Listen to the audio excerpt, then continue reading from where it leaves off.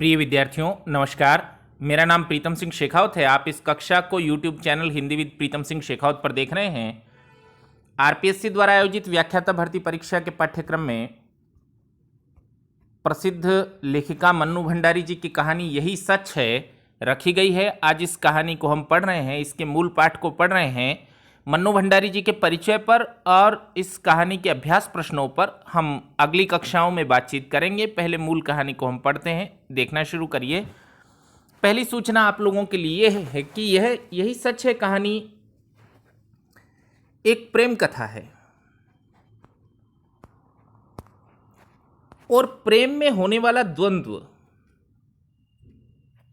कथा की जो नायिका है दीपा, वो किसे चुने इस द्वंद्व से इस कहानी में गुजरती है। यही सच है तो सच क्या है, ये कहानी के अंत में हमको पता चलता है कि दीपा के लिए सच क्या है।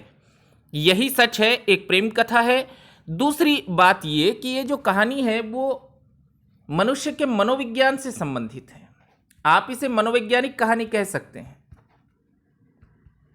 दीपा क्या सोचती है, किस तरह से घटनाएं मोड़ लेती हैं, ये इस कहानी का प्रस्थान बिंदु है। इसको देखिए। यही सच है जो कहानी है वो डायरी शैली में लिखी गई है। दूसरा शब्द भी परीक्षक इस्तेमाल कर सकता है, आत्मकथ्य शैली में लिखी गई है। डायरी आत्मकथ्य अगर लिखा हुआ हो तो यह ठीक होगा। लेखिका ऐसा दिखा रही है कि एक नायिका जो है वो दीपा स्वयं से वार्तालाप कर रही है, बातचीत कर रही है या अपनी डायरी लिख रही है। आत्मकथ्य शैली में लिखी हुई कहानी है। तो कहानी का पहला दृश्य शुरू होता है, देखना शुरू करिए। दृश्य कानपुर। सामने आंगन में फैली धूप सिमटकर दीवारों पर चढ़ गई और कंधे पर बस्ता लटकाए नन्हे नन्हे बच्चों के झुंड दिखाई दिए। तो एकाएक ही मुझे समय का आभास हुआ। मुझे यानी किसे? दीपा को। मैंने आपको पहले बता दिया है, कहानी डायरी आत्मकथ्य या वार्तालाप शैली में लिखी गई है। घंटा भर हो गया, अभी कथा नायिका का नाम भी कथाकारा ने नहीं लिखा है, आगे आप इस नाम को जानेंगे। घंटा भर हो गया यहां खड़े खड़े और संजय का भी पता नहीं। तो वो जो कथा की पात्रा है दीपा, किसका इंतजार कर रही है? संजय का। झुंझलाती सी मैं कमरे में आती हूं। कोने में रखी मेज पर किताबें बिखरी पड़ी हैं, कुछ खुली कुछ बंद। एक क्षण मैं उन्हें देखती रहती हूं, फिर निरुद्देश्य सी कपड़ों की अलमारी खोलकर सरसरी सी नजर से कपड़े देखती हूं। सब बिखरे पड़े हैं। इतनी देर यूं ही व्यर्थ खड़ी रही। क्या वो व्यर्थ खड़ी रही है? इस सवाल को समझिए, कहानी को समझने की तकनीक बनाइए। इतनी देर यूं ही व्यर्थ खड़ी रही, इन्हें ही ठीक कर लेती। क्या वो व्यर्थ खड़ी रही है? नहीं, वो व्यर्थ नहीं खड़ी रही है। किसकी प्रतीक्षा करती रही है? संजय की प्रतीक्षा करती रही है। पर मन नहीं करता, फिर बंद कर देती हूं। और जब तक संजय नहीं आता, वो जो दीपा है उसका मन नहीं करता कि वो कपड़े भी समेट ले। नहीं आना था तो व्यर्थ ही मुझे समय क्यों दिया? वो स्वयं से बातचीत कर रही है। फिर यह कोई आज ही की बात है? संजय हमेशा ऐसा ही करता है। हमेशा संजय अपने बताए हुए समय से घंटे 2 घंटे देरी करके आता है और मैं हूं कि उसी क्षण से प्रतीक्षा करने लगती हूं। तो दीपा प्रतीक्षा करती है, संजय सदैव लेट आता है, घंटे 2 घंटे की देरी करके लेट आता है। इसके बाद लाख कोशिश करके भी तो किसी काम में अपना मन नहीं लगा पाती। वह क्यों नहीं समझता कि मेरा समय बहुत अमूल्य है? वो एक तरफ अपने समय को अमूल्य मानती है, दूसरी तरफ संजय की प्रतीक्षा करती। थीसिस पूरी करने के लिए, थीसिस यानी शोध कार्य, अपने शोध कार्य को पूरा करने के लिए अब मुझे अपना सारा समय पढ़ाई में ही लगाना चाहिए। तो दीपा कह रही है मुझे थीसिस अगर पूरी करनी है तो सारा समय पढ़ाई में लगाना चाहिए। पर यह बात उसे कैसे समझाऊं उसे ये बात कि वो समय पर आएगा नहीं तो दीपा का मन लगेगा नहीं तो थीसिस पूरी नहीं हो सकेगी। देखिए, मेज पर बैठकर मैं फिर पढ़ने का उपक्रम करने लगती हूं। पर मन लगता ही नहीं। देखिए मन क्यों नहीं लगता, एक संकेत कहानी में है, संजय की प्रतीक्षा कर रही है, वो संजय से प्रेम करती है, इसलिए मन नहीं लगता। पर्दे के जरा से हिलने से दिल की धड़कन बढ़ जाती है और बार बार नजर घड़ी के सरकते हुए कांटों पर दौड़ जाती है। हर समय यही लगता है वह आया वह आया। उसे लगातार प्रतीक्षा है कि संजय आ गया। देखिए तभी मेहता साहब की 5 साल की छोटी बच्ची जब वो संजय की प्रतीक्षा कर रही है, देखिए पीएससी कैसे प्रश्न बनाती है, लेखिका जब संजय की प्रतीक्षा कर रही है तो आता कौन है। तभी मेहता साहब की 5 साल की छोटी बच्ची झिझकती सी कमरे में आती है। उसने कहा आंटी हमें कहानी सुनाओगी। प्रतीक्षा कर रही है संजय की, आती है छोटी बच्ची और कहती है आंटी हमें कहानी सुनाऊंगी। नहीं अभी नहीं, पीछे आना। मैं रुखाई से जवाब देती हूँ। संजय की प्रतीक्षा कर रही है और बच्चे को रुखाई से जवाब देती है। वह भाग जाती है, छोटी सी लड़की चली जाती है। ये मिसेज मेहता भी एक ही हैं, वो खुद से ही कह रही है यूं तो महीनों मेरी सूरत नहीं देखती, महीनों तक मुझे संभालती नहीं, पर बच्ची को जब तब मेरा सिर खाने भेज देती हैं। मेहता साहब तो फिर भी कभी 8-10 दिनों में खैरियत पूछ ही लेते हैं, पर वे तो बेहद अकड़ू मालूम होती हैं। कौन होती हैं भाई अकड़ू मालूम? मिसेज मेहता। इसको मार्क करिएगा, याद रखिएगा। मिसेज मेहता दीपा को बहुत अकड़ू मालूम होती। अच्छा ही है, ज्यादा दिलचस्पी दिखाती तो क्या मैं इतनी आजादी से घूम फिर सकती थी? नहीं, वो ज्यादा दिलचस्पी मुझ में नहीं दिखाती, इसलिए मैं आजाद हूं। संभवतः संकेत कहानी में क्या है कि लेखिका किसी के घर रहती है, किराएदार इत्यादि की हैसियत से। वो मेहता दंपति हैं, मेहता जी के घर वो रहती है और मिसेज मेहता का स्वभाव दीपा को कुछ अच्छा नहीं मालूम।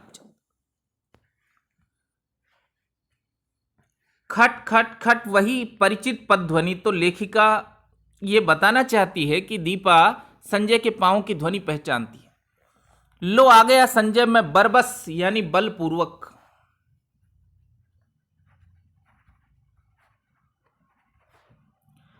अपना सारा ध्यान पुस्तक में केंद्रित कर लेती हूं। बलपूर्वक खुद को पुस्तक की ओर मोड़ा है ताकि संजय को ना लगे कि वो प्रतीक्षा कर रही है। देखिए रजनीगंधा के ढेर सारे फूल लिए, प्रश्न बनेगा फेल। ये कहानी की जो पात्रा है दीपा, उसको ये फूल बहुत पसंद है रजनीगंधा। रजनीगंधा के ढेर सारे फूल लिए संजय मुस्कुराता सा दरवाजे पर खड़ा है। मैं देखती हूं पर मुस्कुराकर स्वागत नहीं करती, बनावटी क्रोध दिखा रही है। हंसता हुआ वह आगे बढ़ता है और फूलों को मेज पर पटक कर पीछे से मेरे दोनों कंधे दबाता हुआ पूछता है बहुत नाराज हो? रजनीगंधा की महक से सारा कमरा महकने लगता है। अब देखिए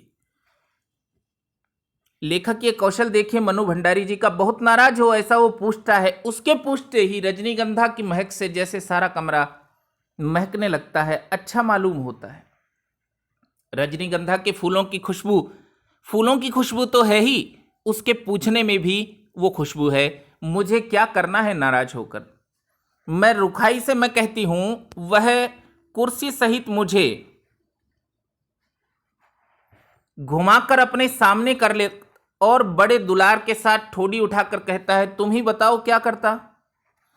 क्वालिटी किसी रेस्तरां का नाम है। क्वालिटी में दोस्तों के बीच फंसा था, बहुत कोशिश करके भी उठ नहीं पाया। सबको नाराज करके आना अच्छा नहीं लगता कि उनको नाराज करके आया जाए। इच्छा होती है कह दूं तुम्हें दोस्तों का ख्याल है, उनके बुरा मानने की चिंता है, बस मेरी ही नहीं, पर कुछ कह नहीं पाती। एकटक उसके चेहरे की ओर देखती रहती हूं। उसके सांवले चेहरे पर पसीने की बूंदें चमक रही है। किसके सांवले चेहरे पर पसीने की बूंदें टपक रही हैं भाई? चमक रही हैं संजय के चेहरे पर। कोई और समय होता तो मैंने उन्हें अपने आंचल से पोंछ दिया होता, पर आज नहीं।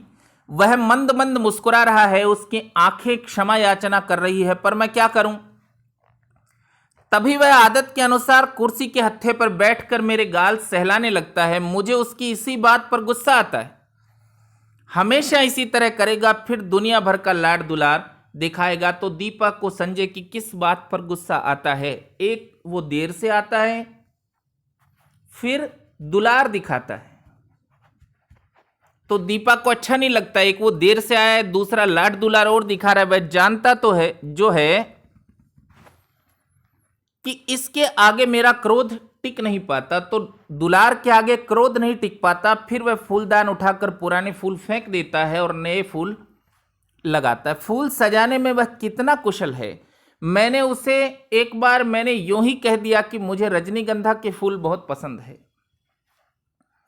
तो उसने नियम ही बना लिया कि हर चौथे दिन, देखिए कितने दिन बाद, हर चौथे दिन ढेर सारे फूल लाकर मेरे कमरे में लगा देता है। और अब तो मुझे ऐसी आदत हो गई है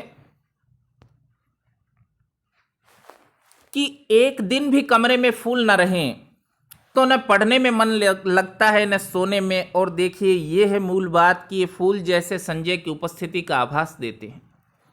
रजनीगंधा के फूल जो संजय छोड़कर जाता है, संजय की उपस्थिति का आभास दीपा को देते हैं। देखिए थोड़ी देर बाद हम घूमने निकल जाते हैं। एकाएक मुझे ईरा के पत्र की याद आई है। ईरा का पत्र आया है, जो बात सुनने के लिए, देखिए थोड़ा मिसप्रिंट है, सुनाने के लिए ऐसा है, जो बात सुनाने के लिए मैं सवेरे से ही आतुर थी, इस गुस्सेबाजी में जाने कैसे उसे ही भूल गई। सुनो, ईरा ने लिखा है कि किसी भी दिन मेरे पास इंटरव्यू का बुलावा आ सकता है, मुझे तैयार रहना चाहिए। किसके पास इंटरव्यू का बुलावा आएगा भाई? दीपा के पास। देखिए कहां? कलकत्ता से। बहुत कुछ याद करते हुए संजय पूछता है, फिर एकाएक ही उछल पड़ता है, यदि तुम्हें वह जॉब मिल जाए तो मजा आ जाए दीपा, मजा आ जाए। हम सड़क पर हैं, नहीं तो अवश्य ही उसने आवेश में आकर कोई हरकत कर डाली होती। जाने क्यों मुझे उसका इस प्रकार प्रसन्न होना अच्छा नहीं लगता। क्या वह चाहता है कि मैं कलकत्ता चली जाऊं उससे दूर? खुद से प्रश्न पूछती है कि मैं कलकत्ता जा रही हूं कानपुर से और वो प्रसन्न हो रहा है। क्या ये प्रसन्न होने की बात है? देखिए तभी सुनाई देता है कि तुम्हें ये जॉब मिल जाए तो मैं भी अपना तबादला कलकत्ता ही करवा लूं। हेड ऑफिस में, यहाँ की रोज की किचकिच से मेरा मन ऊब गया है। तो संजय का जो हेड ऑफिस है वो कलकत्ता है, वो भी वहां तबादला कराना चाहता है। कितनी ही बार सोचा कि तबादले की कोशिश करूं, पर तुम्हारे ख्याल ने मुझे बांध लिया। ऑफिस में शांति हो जाएगी, पर मेरी शामें कितनी वीरान हो जाएंगी। देखिए उसके स्वर की आर्द्रता ने मुझे छू लिया। एकाएक मुझे लगने लगा कि रात बड़ी सुहावनी हो चली है। हम कुछ दूर निकलकर अपनी प्रिय टेकरी, टेकरी का अर्थ है ऊंचा स्थान, पत्थरों इत्यादि से बना कोई ऊंचा स्थान। दूर दूर तक हल्की सी चांदनी फैली हुई है। शहर में, शहर की तरह यहां का वातावरण धुएं से भरा हुआ नहीं है। वह दोनों पैर फैलाकर बैठ जाता है और घंटों मुझे अपने ऑफिस के झगड़े की बात सुनाता है। ऑफिस में जो झगड़ा चल रहा है उसकी बातचीत बताता है। फिर कलकत्ता जाकर साथ जीवन बिताने की योजनाएं बनाता है। मैं कुछ नहीं बोलती, बस एकटक उसे देखती रहती हूं। जब वह चुप हो जाता है तो बोलती हूं, मुझे तो इंटरव्यू में जाते हुए बड़ा डर लगता है। पता नहीं कैसे क्या क्या पूछते होंगे। मेरे लिए तो ये पहला ही मौका है। वह खिलखिलाकर हंस पड़ता है। तुम भी एक ही मूर्ख हो, घर से दूर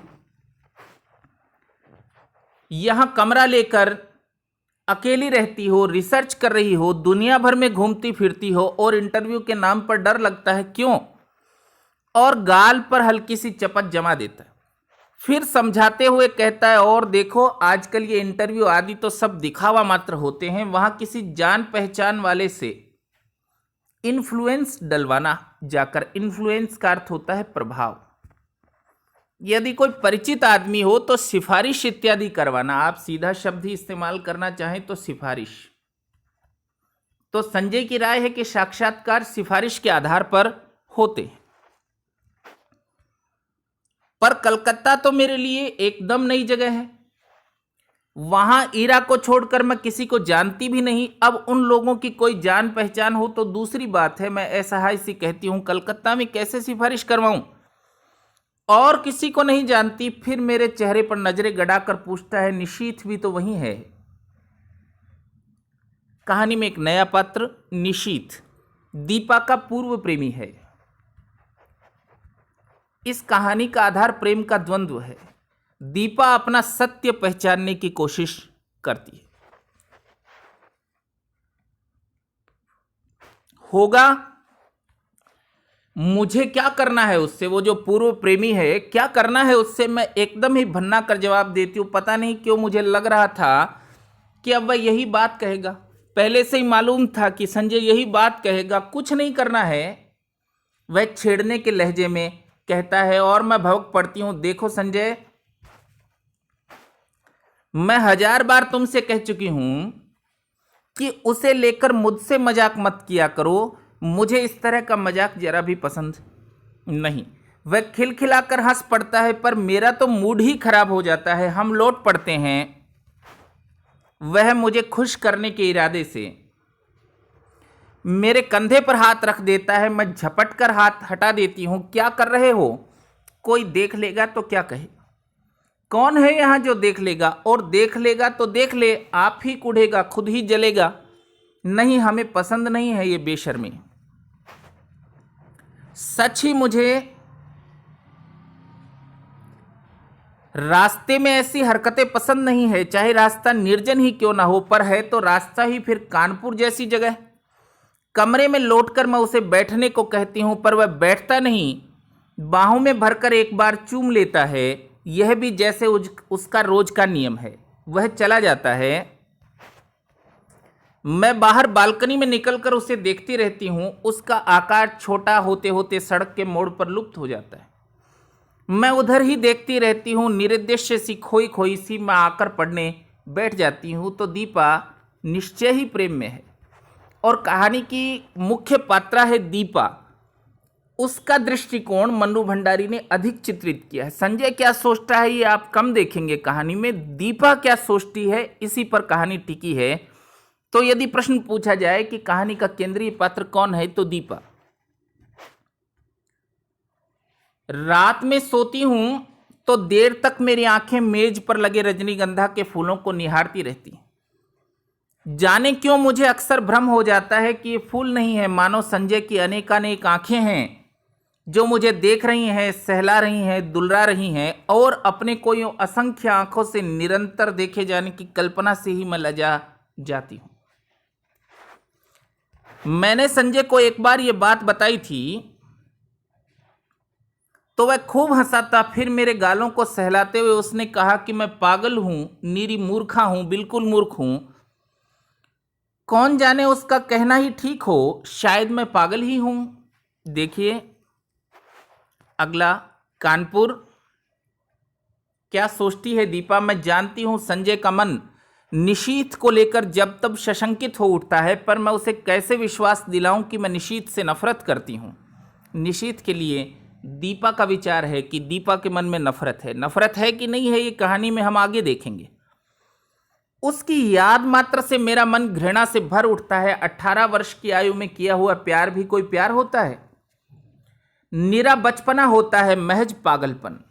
उसमें आवेश रहता है पर स्थायित्व नहीं, गति रहती है पर गहराई नहीं। तो किशोरावस्था का प्रेम आवेश से भरा है पर स्थायित्व नहीं है, गति रहती है पर गहराई नहीं है। जिस वेग से वह प्रारंभ होता है, जरा सा झटका लगने पर उसी वेग से टूट भी जाता है। और उसके बाद आहों, आंसुओं, सिसकियों का एक दौर, सारी दुनिया की निस्सारता और आत्महत्या करने के अनेकानेक संकल्प। देखिए कहानी मनुष्य के मन के मनोविज्ञान की कहानी है। और फिर एक तीखी घृणा। जैसे ही जीवन को दूसरा आधार मिल जाता है, देखिए किशोरावस्था के प्रेम कैसे समाप्त होते हैं। जैसे ही जीवन को दूसरा आधार मिल जाता है, उन सबको भूलने में एक भी दिन नहीं लगता। जिस प्रेम के लिए आत्महत्या का संकल्प था उसको भुला देता है, क्योंकि दूसरा आधार जीवन को मिलता है।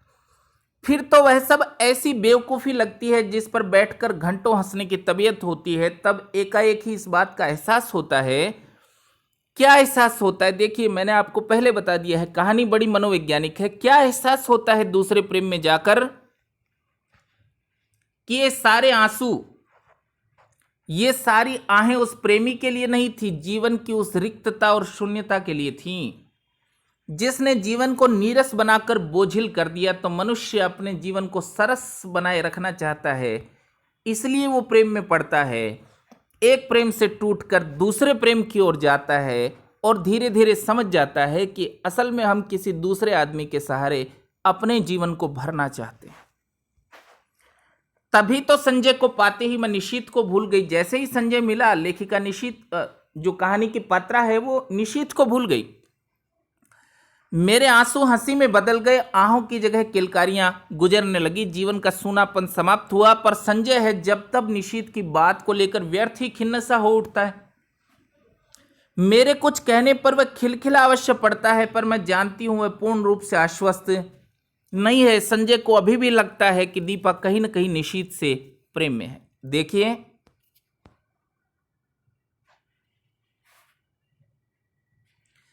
मैं उसे कैसे बताऊं कि मेरा प्यार, मेरी कोमल भावनाओं का भविष्य, मेरी अनेकानेक योजनाओं का एकमात्र केंद्र संजय ही है। यह बात दूसरी है कि चांदनी रात में, निर्जन स्थान में, पेड़ तले बैठकर भी मैं अपनी थीसिस की बात करती हूं। देखिए कितना बड़ा व्यंग्य है प्रेम कहानियों पर। किसकी बात करती है लेखिका? अपनी थीसिस की। और संजय किसकी बात करता है? अपने ऑफिस की मित्रों की बातें करता है। या हम किसी और विषय पर बात करने लगते हैं, पर इसका मतलब, यह मतलब तो नहीं कि हम प्रेम नहीं करते। वो खुद को दिलासा दे रही है।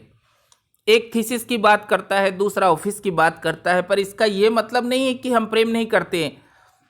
वह क्यों नहीं समझता कि आज हमारी भावुकता यथार्थ में बदल गई है। सपनों की जगह हम वास्तविकता में जीते हैं। हमारे प्रेम को परिपक्वता मिल गई है, जिसका आधार पाकर वह अधिक गहरा हो गया है, स्थायी हो गया है। पर संजय को कैसे समझाऊं ये सब? निशीथ ने मेरा अपमान किया है। निशीथ ने अपमान किया, ऐसा अपमान जिसकी कचोट से मैं आज भी तिलमिला जाती। संबंध तोड़ने से पहले एक बार तो उसने मुझे बताया होता कि आखिर मैंने कौन सा अपराध कर डाला जिसके कारण उसने मुझे इतना कठोर दंड दे डाला। तो निशीथ ने संबंध तोड़ने से पहले सूचना भी नहीं दी। सारी दुनिया की भर्त्सना, तिरस्कार, परिहास और दया का विष मुझे पीना पड़ा। विश्वासघाती, नीच कहीं का। और संजय सोचता है आज भी मेरे मन में उसके लिए कोई कोमल स्थान है। छी, मैं उससे नफरत करती हूं। और सच पूछो तो अपने को भाग्यशालिनी समझती हूं। मैं एक ऐसे व्यक्ति के चंगुल में फंसने से बच गई जिसके लिए प्रेम महज एक खिलवाड़ है। तो दीपा कहती है कि मैं तो नफरत करती हूं निशीथ से, उसने मुझे अपमानित किया है। संजय, यह तो सोचो कि यदि कोई ऐसी बात होती तो क्या तुम्हारे आगे, तुम्हारी हर उचित अनुचित चेष्टा के आगे यूं आत्मसमर्पण करती, तुम्हारे चुंबनों और आलिंगनों में अपने को यूं बिखरने देती? जानते हो, विवाह से पहले कोई भी लड़की किसी को इन सब का अधिकार नहीं देती, पर मैंने दिया। क्या केवल इसलिए नहीं कि मैं तुम्हें प्यार करती हूं, बहुत बहुत प्यार करती हूं, तो बहुत बहुत प्यार करती हूं, इसलिए ये सब आज्ञा तुमको दी है। विश्वास करो संजय, तुम्हारा मेरा प्यार ही सच है। देखिए, कहानी जो है उसका शीर्षक ही है यही सच है। और लेखिका कह रही है कि दीपा को अपना सच खुद तलाशना पड़ता है। निशीथ का प्यार तो मात्र छल था, भ्रम था या झूठ था। ये कहानी का प्रस्थान बिंदु है। इसको ठीक से समझिए कि जो पात्रा है दीपा, उसका सच क्या है। कलकत्ता, कानपुर में वो सोच रही है कि आप परसों मुझे कलकत्ता जाना है, बड़ा डर लग रहा है, कैसे क्या होगा। मान लो इंटरव्यू में बहुत नर्वस हो गई तो। संजय को कह रही हूं कि वह भी साथ चले, पर उसे ऑफिस से छुट्टी नहीं मिल रही। एक तो नया शहर, फिर इंटरव्यू। अपना कोई साथ होता तो बड़ा सहारा मिल जाता। मैं कमरे में अकेली रहती हूँ, यूं अकेली घूम फिर भी लेती हूँ। तो संजय सोचता है मुझ में बड़ी हिम्मत है, पर सच बड़ा डर लग रहा है। बार बार मैं ये मान लेती हूँ कि मुझे नौकरी मिल गई और मैं संजय के साथ वहां रहने लगी हूँ। कितनी सुंदर कल्पना है, कितनी मादक। पर इंटरव्यू का भय मादकता से भरे स्वप्न जाल को छिन्न भिन्न कर देता है। काश संजय भी मेरे साथ चलता। कलकत्ता, देखिए अंग्रेजों की राजधानी तो उन्होंने दिल्ली बहुत बाद में बनाई, 1911 में। उससे पहले अंग्रेजों की राजधानी कलकत्ता ही थी। और प्रसंगवश आपको बता दे रहा हूँ, मशहूर शायर मिर्ज़ा गालिब को कलकत्ता बहुत पसंद आया। कलकत्ता गालिब को बहुत पसंद आया। उन्होंने लिखा है कि कलकत्ते का जिक्र जो तूने किया हमनशी, एक तीर सा मारा जिगर में कि हाय हाय। कलकत्ता उनको बहुत पसंद आया मिर्ज़ा गालिब को। देखिए, गाड़ी जब हावड़ा स्टेशन के प्लेटफार्म पर प्रवेश करती है तो जाने कैसी विचित्र आशंका, विचित्र से भय से मेरा मन भर जाता है। प्लेटफार्म पर खड़े असंख्य नर नारियों में मैं इरा को ढूंढती हूं, वह कहीं दिखाई नहीं देती। तो एकमात्र परिचिता जो इरा है उसको ढूंढती है पर दिखाई नहीं देती। नीचे उतरने के बजाय खिड़की में से ही दूर दूर नजरें दौड़ाती हूं, तो ये नीचे नहीं उतरी, खिड़की में से ही दूर दूर देख रही। क्या मतलब, डरी हुई है। वो आखिर एक कूली को बुलाकर एक अपना छोटा सा सूटकेस और बिस्तर उतारने का आदेश दे मैं नीचे उतर पड़ती हूँ। उस भीड़ को देखकर मेरी दहशत जैसे और बढ़ जाती है। बड़ा शहर है कलकत्ता, बहुत दहशत होती है, उसे बहुत डर लगता है। तभी किसी के हाथ के स्पर्श से मैं बुरी तरह चौंक पड़ती हूँ। पीछे देखती हूँ तो इरा खड़ी है, रुमाल से चेहरे का पसीना पोंछते हुए कहती हूँ कि ओफ, मुझे तुझे न देखकर मैं घबरा रही थी कि तुम्हारे घर भी कैसे पहुंचूं।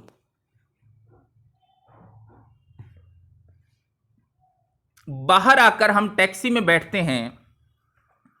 अभी तक मैं स्वस्थ नहीं हो पाई हूं। जैसे ही हावड़ा पुल पर गाड़ी पहुंचती है, हुगली के जल को, हुगली गंगा नाम बदलकर हुगली के रूप में बहती है बंगाल में, हुगली को स्पर्श करती हुई ठंडी हवाएं तन मन को एक ताजगी से भर देती है। इरा मुझे इस पुल की विशेषता बताती हैं और मैं विस्मित सी उस पुल को देखती हूँ। दूर दूर तक फैले हुए हुगली के विस्तार को देखती हूँ। उसकी छाती पर खड़ी और विहार करती हुई अनेक नौकाओं को देखती हूँ, बड़े बड़े जहाजों को देखती हूँ। उसके बाद बहुत ही भीड़ भरी सड़कों पर हमारी टैक्सी रुकती रुकती चलती है। ऊंची ऊंची इमारतों और चारों ओर के वातावरण से कुछ विचित्रता सी विराटता का आभास होता है और इन सब के बीच जैसे मैं अपने को बड़ा खोया खोया सा महसूस करती हूँ। कहाँ पटना और कानपुर, कहाँ ये कलकत्ता। मैंने तो आज तक कभी बहुत बड़े शहर देखे ही नहीं। सारी भीड़ को चीरकर हम रेड रोड पर आ जाते हैं। चौड़ी शांत सड़क, चारों ओर लंबे खुले खुले मैदान। क्यों इरा, कौन कौन लोग होंगे इंटरव्यू में? मुझे तो बड़ा डर लग रहा है। अरे सब ठीक हो जाएगा, तू और डर। हम जैसे डरे तो कोई बात भी है? जिसने अपने आप सारा करियर बनाया वह भला इंटरव्यू में डरे? फिर कुछ देर ठहरकर कहती है, अच्छा भैया भाभी तो पटना ही होंगे, जाती है कभी उनके पास भी या नहीं? तो जो दीपा है उसके भैया भाभी कहाँ रहते हैं? पटना। कानपुर आने के बाद एक बार गई थी, कभी कभी यूं ही पत्र लिख देती हूं। भाई कमाल के लोग हैं, बहन को भी नहीं निभा सके। ये देखिए, बहुत मार्के का सेंटेंस है हमारे लिए। बहन को भी नहीं निभा सके तो दीपा जो कहानी की नायिका है उसकी अपने भाई और भाभी से पटरी जरा कम खाती है भाई। और उसकी सहेली जो ईरा है वो कह रही कैसे लोग हैं अपनी बहन को भी निभा नहीं सके। मुझे ये प्रसंग कतई पसंद नहीं है। भैया और भाभी के जो उसके संबंध है दीपा के साथ, उस पर वो बात नहीं करना चाहती। मैं नहीं चाहती कि कोई इस पर बात करे, मैं मौन ही रहती हूं तो चुप रह जाती है दीपा। ईरा का छोटा सा घर है, सुंदर ढंग से सजाया हुआ। उसके पति के दौरे पर जाने की बात सुनकर पहले तो मुझे अफसोस हुआ था, वे होते तो कुछ मदद ही करते। फिर एकाएक लगा कि उनकी अनुपस्थिति में मैं शायद अधिक स्वतंत्रता का अनुभव कर सकूं। तो दीपा को बहुत प्रिय है अपनी स्वतंत्रता, इसको समझिए, स्वतंत्र चेतना उसके भीतर है। उनका बच्चा भी बड़ा प्यारा है। शाम को ईरा मुझे कॉफी हाउस ले जाती है। अचानक मुझे वहां निशीथ दिखाई देता है। देखिए, कहानी में नाटकीय बिंदु, नाटकीयता कहानी का प्राण है। संयोग देखिए, ईरा ले जाती है कॉफी हाउस, वहां दिखाई देता है निशीथ। मैं सकपका कर नजरें घुमा लेता हूं पर वह हमारी मेज पर ही आ पहुंचता है। कहानी में नाटकीय परिवर्तन, निशीथ आ गया है मेज पर। विवश होकर मुझे उधर देखना पड़ा, नमस्कार भी करना पड़ता है, ईरा का परिचय भी करवाना पड़ता है। ईरा पास की कुर्सी पर बैठने का निमंत्रण देती है। मुझे लगता है मेरी सांस रुक जाएंगी। निशीथ ने कहा कब आई, और दीपा ने कहा आज सवेरे ही। अभी ठहरोगी? कहां ठहरी हो? जवाब ईरा देती है, मैं देख रही हूं निशीथ बहुत बदल गया है। उसने कवियों की तरह बाल बढ़ाए लिए हैं। यह क्या शौक चर्राया? उसका चेहरा शाह पड़ गया है, वह दुबला भी हो गया है। तो अपने पूर्व प्रेमी को बहुत गहरा अवलोकन कर रही है दीपा। निश्चय ही हृदय में कुछ बात अभी बनी हुई है। इसको समझिए, मनोवैज्ञानिक कहानी है। इतना गहरा अवलोकन क्या दिखाता है? विशेष बातचीत नहीं होती, हम लोग उठ पड़ते हैं। ईरा को मन्नू की चिंता सता रही थी। मुन्नू उसका लड़का, ईरा के लड़के का नाम है भाई मुन्नू। और मैं स्वयं भी घर पहुंचने को उतावली हो रही थी। कॉफी हाउस से धर्मतल्ला तक वह पैदल चलता हुआ हमारे साथ आता है। ईरा उससे बात करती है मानो ईरा का ही मित्र हो। तो दीपा ऐसा अनुभव कर लेती है, निश्चय ही इस भावना को ईर्ष्या आप कह सकते हैं। ईरा अपना पता समझा देती है और वह दूसरे दिन 9 बजे आने का वादा करके चला जाता है। निशीथ ने कहा मैं कल 9 बजे आऊंगा। पूरे 3 साल बाद निशीथ का यूं मिलना, न चाहकर भी जैसे सारा अतीत आंखों के सामने खुल जाता है। बहुत दुबला हो गया निशीथ, जैसे मन में कहीं कोई गहरी पीड़ा छिपाए है। बहुत दुबला हो गया। वो अनुमान लेती है कि उसके मन में शायद कोई पीड़ा है भी या नहीं, निशीथ को नहीं मालूम। निशीथ ने तो बताया भी नहीं, वो अनुमान लगा रही। तो हृदय में कोई कोमल अंकुर अभी शेष है दीपा के। मुझसे अलग होने का दुख तो नहीं साल रहा, इसे देखिए। कहीं ऐसा तो नहीं कि मुझसे अलग होकर दुखी हो। मनुष्य का मन कितना अद्भुत है, मनुष्य का मन कितना अद्भुत है, ये कहानी इसका परिचय देती है। निशीथ दुबला हो गया, खुद ही अनुमान लगाती है, खुद ही सोचती है ईरा कि कहीं मुझसे अलग होकर तो इस हालत में नहीं है। कल्पना चाहे कितनी भी मधुर क्यों ना हो, एक तृप्ति का आनंद देने वाली क्यों ना हो, पर मैं जानती हूं ये झूठ है। यदि ऐसा ही था तो कौन उसे कहने गया था कि तुम अपना संबंध तोड़ दो? यथार्थ में लौटती है। उसने अपनी इच्छा से ही तो सब किया था, तो किसने कहा था संबंध तोड़ दो? उसकी इच्छा थी। ये तो बस कल्पना है दीपा की। एकाएक ही मेरा मन कटु हो जाता है, कड़वाहट भर जाती है। देखिए मन स्विंग हो रहा है, यहां से वहां बदल रहा है। ह्यूमन मल्टी साइकिक है। आप लोग तो मनोविज्ञान पढ़ते हैं। मनुष्य बहुत चित्तवान है। यही तो वह व्यक्ति है जिसने मुझे अपमानित करके सारी दुनिया के सामने छोड़ दिया, महज उपहास का पात्र बनाकर। ओह, क्यों नहीं मैंने उसे पहचानने से इनकार कर दिया? मना कर देना चाहिए था, दीपा ने सोचा। जब वह मेज के पास आकर खड़ा हुआ तो क्यों नहीं मैंने कह दिया माफ कीजिए, मैं आपको पहचानती नहीं। जरा उसका खिसियाना तो देखती, वह कल भी आएगा। मुझे तो उसे साफ साफ मना कर देना चाहिए। मैं उसकी सूरत भी नहीं देखना चाहती, मैं उससे नफरत करती हूं। तो मुझे तो मना कर देना चाहिए। अच्छा है, आए कल, मैं उसे बता दूंगी कि जल्दी ही मैं संजय से विवाह करने वाली हूं। कल आएगा तो पता चलेगा। जल्दी ही मैं संजय से विवाह करने वाली हूं और तुम तो जाओ यहां से, ऐसा वो कह देगी। यह भी बता दूंगी कि पिछला सब कुछ भूल चुकी हूं। यह भी बता दूंगी कि मैं उससे घृणा करती हूं और उसे जिंदगी में कभी माफ नहीं कर सकती। ये निशीथ के बारे में दीपा के विचार हैं मन के एक कोने में। और दूसरे कोने में क्या है? मन के बहुत सारे कोने हैं। दूसरे कोने में क्या है आप देखेंगे।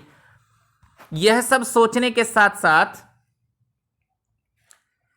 यह भी मन में बात उठ रही थी कि 3 साल हो गए, निशीथ ने विवाह क्यों नहीं किया? करे ना करे मुझे क्या आज भी वह मुझसे उम्मीद रखता है? मूर्ख कहीं का। मुझसे उम्मीद रखता है तो मूर्ख है। लेकिन दीपा क्यों सोच रही है कि निशीथ ने विवाह किया कि नहीं किया? संजय, मैंने तुम्हें कितना कहा था कि तुम मेरे साथ चलो, पर तुम नहीं आए। इस समय जबकि मुझे तुम्हारी इतनी इतनी याद आ रही है, बताओ मैं क्या करूं? देखिए, संजय की याद आ रही है उसे? नहीं, निशीथ के बारे में वो सोच रही है और खुद को दिलासा दे रही है कि मुझे तो संजय की बहुत याद आ रही है। खुद को ही सांत्वना दे रही है, खुद को ही एक भ्रम में रख रही है। कलकत्ता नौकरी पाना इतना मुश्किल है, इसका मुझे गुमान तक नहीं था। प्रिय विद्यार्थियों, आपको तो निश्चित है नौकरी पाना कठिन है, पर अगर हम पाठ्यक्रम पूरा पढ़कर जाएंगे तो कोई कारण नहीं है कि आपको असफलता मिलेगी। ईरा कहती कि 150 वर्षों की 150 की नौकरी तक के लिए खुद मिनिस्टर तक सिफारिश करने पहुंच जाते, फिर तो ये 300 का जॉब है, किसी जमाने में लिखी हुई कहानी है। 150 की नौकरी के लिए मिनिस्टर सिफारिश करता है, ये नौकरी तो 300 की है। और निशीथ सवेरे से शाम तक इसी चक्कर में भटका है। देखिए निशीथ जो है वो उसकी पूरी मदद कर रहा है, यहां तक कि अपने ऑफिस से भी छुट्टी ले ली है। वह क्यों मेरे काम में इतनी दिलचस्पी ले रहा है? उसका परिचय बड़े बड़े लोगों से, वह कहता है जैसे भी होगा यह काम मुझे दिलाकर ही मानेगा। पर आखिर क्यों? दीपा सोचती है क्यों इतनी दिलचस्पी ले रहा है। कल मैंने सोचा था कि मैं अपने व्यवहार की रुखाई से मैं स्पष्ट कर दूंगी कि अब मेरे पास ना आए। 8:45 के करीब जब मैं अपने टूटे हुए बाल खिड़की पर फेंकने आई तो देखा घर से थोड़ी दूर निशीथ टहल रहा है, वही लंबे बाल, कुर्ता पजामा। तो वह समय से पहले ही आ गया। संजय होता तो 11 बजे से पहले नहीं पहुंचता। समय पर पहुंचना वह जानता भी नहीं है। देखिए तुलना कर रहा है, मनुष्य का मन तुलना करता है इसमें और उसमें। यूं ही चक्कर काटते देखकर मेरा मन न जाने कैसा हो गया। जब वह आया तो मैं चाहकर भी कटु नहीं हो सकी। इच्छा तो थी कटु होने की, पर हो नहीं सकी। मैंने उसे कलकत्ता आने का मकसद बताया तो लगा वह बड़ा प्रसन्न हुआ कि नहीं हुआ मालूम नहीं। दीपा को लगता है खुश हुआ। वहीं बैठे बैठे फोन करके उसने इस नौकरी के संबंध में सारी जानकारी प्राप्त कर ली, कैसे क्या करना होगा योजना भी बना डाली। बैठे बैठे फोन से ऑफिस को सूचना भी दे दी कि आज वह ऑफिस नहीं आएगा। विचित्र स्थिति मेरी हो रही थी। उसके इस अपनत्व भरे व्यवहार को मैं स्वीकार नहीं कर पाती थी और नकार भी नहीं पाती थी। सारा दिन उसके साथ घूमती रही, पर काम की बात के अतिरिक्त उसने एक भी बात नहीं की, एक भी बात काम के अलावा। मैंने कई बार चाहा कि संजय की बात बता दूं, पर नहीं बता सकी। सोचा ये कहीं ये सुनकर ये दिलचस्पी लेना कम ना कर दे। उसके आज भर के प्रयत्नों से मुझे काफी उम्मीद हो चली थी। मैंने आपको बता दिया है। आप इस दृश्य को ऐसा मत देखिए कि दीपा कितनी स्वार्थी है, कैसा उसका चरित्र है। इस तरह से उसको जस्टिफाई मत करिए। आप समझिए इस बात को कि मनुष्य का मन कैसे खिलवाड़ उसके साथ करता है। यह नौकरी मेरे लिए कितनी आवश्यक है। मिल जाए तो संजय कितना प्रसन्न होगा और हमारे विवाहित जीवन के आरंभिक दिन कितने सुख में बीतेंगे अगर ये नौकरी मिल जाए। और नौकरी निशीथ के प्रयत्नों पर निर्भर करती है। देखिए शाम को हम घर लौटते हैं। मैं उसे बैठने को कहती हूं, पर वह बैठता नहीं, बस खड़ा ही रहता है।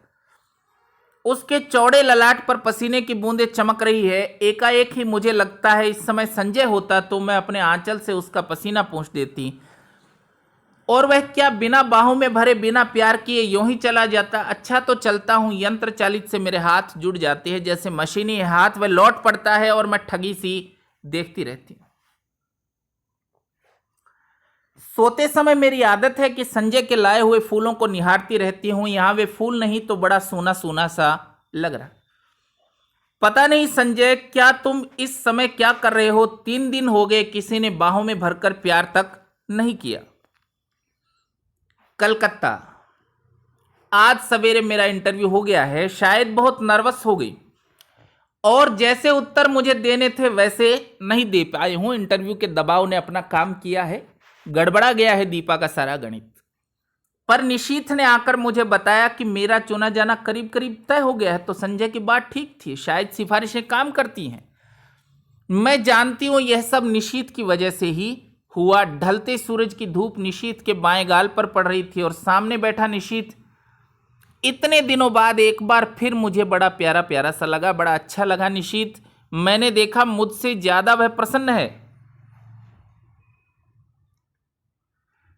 वह कभी किसी का एहसान नहीं लेता, लेकिन मेरी खातिर उसने न जाने कितने लोगों का एहसान लिया। आखिर क्यों? क्या वह चाहता है कि मैं कलकत्ता आकर रहूं उसके साथ, उसके पास? देखिए मनुष्य का मन खिलवाड़ कर रहा है उससे। दीपा सोचती है क्यों कर रहा है वो? शायद वो सच चाहता है कि मैं कलकत्ता आ जाऊं। एक अजीब सी पुलक से, एक अजीब सी प्रसन्नता से मेरा तन मन शिहर उठता है। वह ऐसा क्यों चाहता है? उसका ऐसा चाहना बहुत गलत है, अनुचित है। मैं अपने मन को समझाती हूं ऐसी कोई बात नहीं है, कुछ अनुचित नहीं है। शायद वह मेरे प्रति किए गए अन्याय का प्रतिकार करने के लिए सब कर रहा है, शायद उसने मेरे साथ बहुत अन्याय किया, उसका बदला चुकाने के लिए कह रहा है। पर वह क्या समझता है कि उसकी मदद से नौकरी पाकर मैं उसे क्षमा कर दूंगी या जो उसने किया है उसे भूल जाऊंगी? असंभव। मैं कल ही उसे संजय की बात बता दूंगी सोचती है, पर बताती नहीं है, बता नहीं पा रही है। कहानी का आधार है, देखिए, द्वंद्व। दीपा अद्भुत कश्मकश में है। निशीथ और संजय के बीच का द्वंद्व, इसमें उसको अपना सच तलाशना है। यह कहानी के शीर्षक का औचित्य है, यही सच है। चलो आज इस खुशी में पार्टी हो जाए। काम की बात के अलावा यह पहला वाक्य मैं उसके मुंह से सुनती हूं तो ईरा की ओर देखती हूं। वह प्रस्ताव का समर्थन करके मुन्नू की तबीयत का बहाना लेकर अपने को काट लेती है। अकेले जाना मुझे अटपटा सा लगता है। अभी तक तो काम का बहाना लेकर घूम रही थी, पर अब फिर भी मैं मना नहीं कर पाती, अंदर जाकर तैयार होती हूं। मुझे याद आता है निशीथ को नीला रंग बहुत पसंद था। स्मृति प्रेम की अभी बनी हुई है। मैं नीली साड़ी ही पहनती हूं। बड़े चाव और सतर्कता के साथ अपना प्रसाधन कर लेती हूं। प्रसाधन का अर्थ है श्रृंगार। प्रसाधन का अर्थ है श्रृंगार। एक बार अपने को टोकती जाती हूं, किसको रिझाने के लिए सब हो रहा है? क्या यह निरा पागलपन नहीं है? किसको खुश करने के लिए सब कर रही हो? सीढ़ियों पर निशीथ हल्की सी मुस्कुराहट के साथ कहता है, इस साड़ी में तुम बहुत सुंदर लग रही हो। मेरा चेहरा तमतमा जाता है, कनपटियां सुर्ख हो जाती हैं। मैं चुपचाप ही इस वाक्य के लिए तैयार नहीं थी। यह सदा चुप रहने वाला निशीथ बोला भी तो ऐसी बात भला बोलनी चाहिए। मुझे ऐसी बातें सुनने की जरा भी आदत नहीं। संजय न कभी मेरे कपड़ों पर ध्यान देता है, न ऐसी बातें करता है, जबकि उसे पूरा अधिकार है। और यह बिना अधिकार के ऐसी बातें करे। देखिए, पर जाने क्या है कि मैं नाराज नहीं हो पाती। पर यह बात सुनकर नाराज नहीं हो पाती। एक पुलकमय सिहरन, प्रसन्नता की सिहरन महसूस करती हूं। सच, संजय के मुंह से ऐसा वाक्य सुनने को मेरा मन तरसता रहता है, पर उसने कभी ऐसी बात नहीं की। इच्छा है कि वो प्रशंसा करे, पर वो करता नहीं संजय प्रशंसा। पिछले 2.5 साल से मैं संजय के साथ रह रही हूं। 2.5 साल से साथ हैं वो। रोज ही शाम को हम घूमने जाते। कितनी ही बार मैंने श्रृंगार किया, अच्छे कपड़े पहने, पर प्रशंसा का एक शब्द भी उसके मुंह से नहीं सुना। इन बातों पर उसका ध्यान ही नहीं जाता। वह देखकर भी जैसे देख नहीं पाता। इस वाक्य को सुनने के लिए तरसता हुआ मेरा मन जैसे रस में नहा जाता है। पर निशीथ ने बात क्यों कही? क्या उसे अधिकार है? उसे क्या अधिकार है इसी बात कहने का? क्या सचमुच ही उसे अधिकार नहीं है? नहीं है तो द्वंद्व है। अधिकार है उसको कि नहीं है? इस द्वंद्व के बीच कहानी चलती है। जाने कैसी मजबूरी है, कैसी व्यवस्था की मैं इस बात का जवाब नहीं दे पा रही हूं। निश्चयात्मक दृढ़ता से नहीं कह पाती कि मेरे साथ चलते हुए व्यक्ति को सचमुच ही मेरे विषय में ऐसी अवांछित बात कहने का कोई अधिकार नहीं है। अधिकार नहीं है, इस निश्चय पर स्वयं दीपा पहुंच नहीं सकी है। वो द्वंद्व से गुजर रही है। हम लोग टैक्सी में बैठते हैं। मैं सोचती हूं कि आज मैं उसे संजय की बात बता दूंगी। सोचती है, देखिए कहानी में कितनी बार आप देखे हैं कि वो संजय की बात बता देगी, ऐसा सोचती है, पर बता नहीं पाती। स्काई रूमा निशीथ टैक्सी वाले को आदेश देता है। टुन की घंटी के साथ मीटर डाउन होता है और टैक्सी हवा से बात करने लगती है। निशीथ बहुत सतर्कता से कोने में बैठा है, बीच में इतनी जगह छोड़कर कि यदि हिचकोला खाकर भी टैक्सी रुके तो हमारा स्पर्श न हो। हवा के झोंके से मेरी रेशमी साड़ी का पल्लू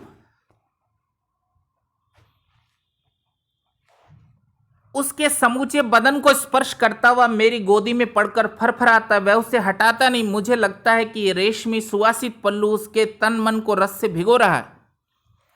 यह स्पर्श उसे पुलकित कर रहा है। मैं विजय के अकथनीय आह्लाद से भर जाती हूं। जीत की प्रसन्नता अनुभव होती है उसे। आज भी मैं संजय की बात नहीं कह पाती, चाहकर भी नहीं कह पाती। इस व्यवस्था पर मुझे खींच भी आती है। मेरा मुंह है कि खुलता ही नहीं।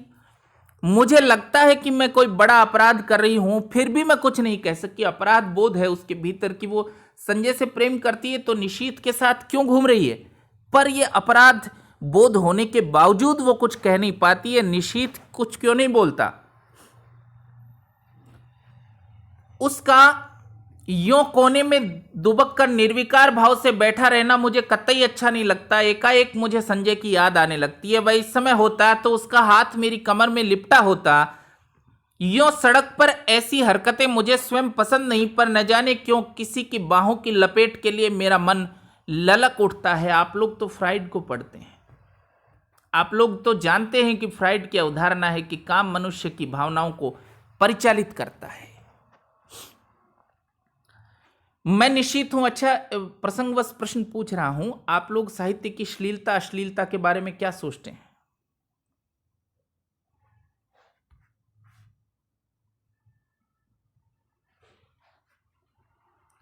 साहित्य श्लील या अश्लील होता है कि नहीं होता? देखिए, मेरी राय है कि साहित्य सब्जेक्टिव है। साहित्य सब्जेक्टिव है, इसलिए श्लील अश्लील ऐसा कुछ मायने नहीं रखता है। निर्भर करता है आप पर कि आप उस पुस्तक को पढ़ना चाहते हैं कि नहीं पढ़ना चाहते हैं। इसलिए श्लीलता अश्लीलता का प्रश्न साहित्य के संबंध में बेमानी है। प्रसंगवश आप लोगों को एक नाटक पूछ रहा हूं, 8वां सर्ग। ये जो मैं पूछ रहा हूं ये श्लीलता अश्लीलता से जुड़ा हुआ है। 8वां सर्ग नाटक किसका है मुझे बताइए कमेंट करके, और इस नाटक के बारे में जानिए कि किस विषय वस्तु पर लिखा गया है। बहुत प्रसिद्ध नाटक है।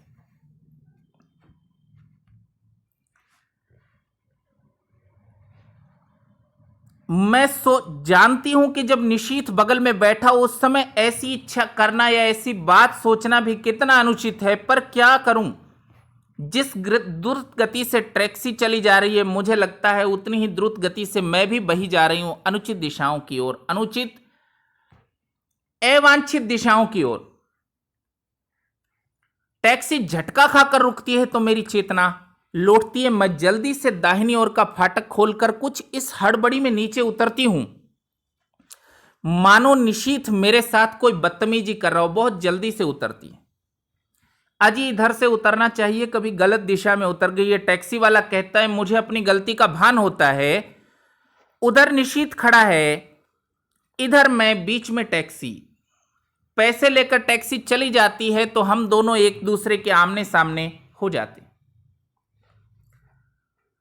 एकाएक मुझे ख्याल आता है कि टैक्सी के पैसे मुझे ही देने चाहिए थे, पर अब क्या हो सकता था। चुपचाप हम दोनों अंदर चले जाते हैं। आसपास बहुत कुछ है, चहल पहल, रोशनी, रौनक, पर मेरे लिए जैसे सबका अस्तित्व ही मिट जाता है। मैं अपने को सबकी नजरों से ऐसे बचाकर चलती हूं मानो मैंने कोई अपराध कर डाला हो और कोई मुझे पकड़ न ले। सचमुच ही क्या मुझसे अपराध हो गया है? आमने सामने हम दोनों बैठ जाते हैं। मैं होस्ट हूं, होस्ट का अर्थ है मेजबान,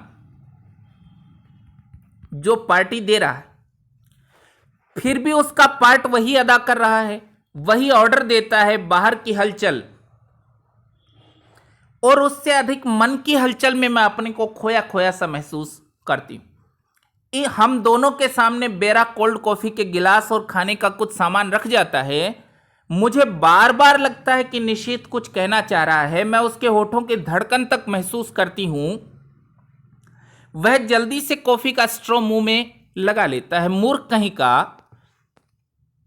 वह सोचता है मैं बेवकूफ हूं। मैं अच्छी तरह जानती हूं वह इस समय क्या सोच रहा है। लेखिका सोचती है संभवतः वो मेरे प्रेम में है। दीपा सोचती है संभवतः वो मेरे प्रेम में है। 3 दिन साथ रहकर भी हमने उस प्रसंग को नहीं छेड़ा। शायद नौकरी की बात ही हमारे दिमाग पर छाई हुई थी, पर आज अवश्य ही वह बात आएगी। न आई ये कितना स्वाभाविक है, पर नहीं, स्वाभाविक शायद यही है। 3 साल पहले जो अध्याय सदा के लिए बंद हो गया, उसे उलटकर देखने का साहस हम दोनों में से किसी में नहीं है। जो संबंध टूट गए, पर अब उन पर कौन बात करे। मैं तो कभी न करूंगी, पर उसे तो करना चाहिए। तोड़ा उसने था, बात भी वही आरंभ करे। मैं क्यों करूं और मुझे क्या पड़ी है। मैं तो जल्दी ही संजय से विवाह करने वाली हूं। क्यों नहीं मैं अभी संजय की बात उसे बता देती। पर जाने कैसी व्यवस्था है, जाने कैसा मोह है कि मैं मुंह नहीं खोल पाती। एकाएक मुझे लगता है जैसे उसने कुछ कहा। आपने कुछ कहा? नहीं तो। निशीथ कहता है मैंने कुछ नहीं कहा। मैं खिसिया जाती हूं, फिर वही मौन। खाने में मेरा जरा भी मन नहीं लग रहा, पर यंत्र चालित सी मैं खा रही हूं। शायद वह भी ऐसे ही खा रहा है। फिर मुझे लगता है कि उसके होंठ फड़क रहे हैं और स्ट्रॉ पकड़े हुए उसकी उंगलियां कांप रही है। मैं जानती हूं वह पूछना चाहता है, दीपा तुमने मुझे माफ तो कर दिया ना। लेखिका अपने मन में ही सोचती है, दीपा अपने मन में ही सोचती है। देखिए, डायरी शैली में लिखा गया है, आत्मकथ्य शैली में लिखा गया है, स्वयं से बातचीत की शैली में लिखा गया है। वह पूछ क्यों नहीं लेता? मान लो यदि पूछ ही ले तो क्या मैं कह सकूंगी कि मैं तुम्हें जिंदगी भर माफ नहीं कर सकती? मैं तुमसे नफरत करती हूं, मैं तुम्हारे साथ घूम फिर ली, कॉफी पी ली, तो यह मत समझना कि मैं तुम्हारे विश्वासघात को भूल गई हूं। तो देखिए, दीपा जो है वो एक और निशीथ से घृणा करती है, दूसरी ओर मन में कोमलता भी निशीथ के लिए है। एकाएक ही पिछला सब मेरी आंखों के आगे तैरने लगा। यह क्या असह्य अपमानजनित पीड़ा, क्रोध और कटुता क्यों नहीं याद आती? पर याद भी नहीं आता। मेरे सामने तो पटना में गुजारिश सुहानी संध्या और चांदनी रातों के वे चित्र उभर आते हैं जब हम घंटों समीप बैठ मौन भाव से एक दूसरे को निहारा करते थे। देखिए, याद करिए कि संजय और दीपा क्या करते हैं। एक थीसिस की बात करता है, एक ऑफिस की बात करता है। दूसरी ओर निशीथ और दीपा क्या करते हैं? एक दूसरे को निहारा करते थे।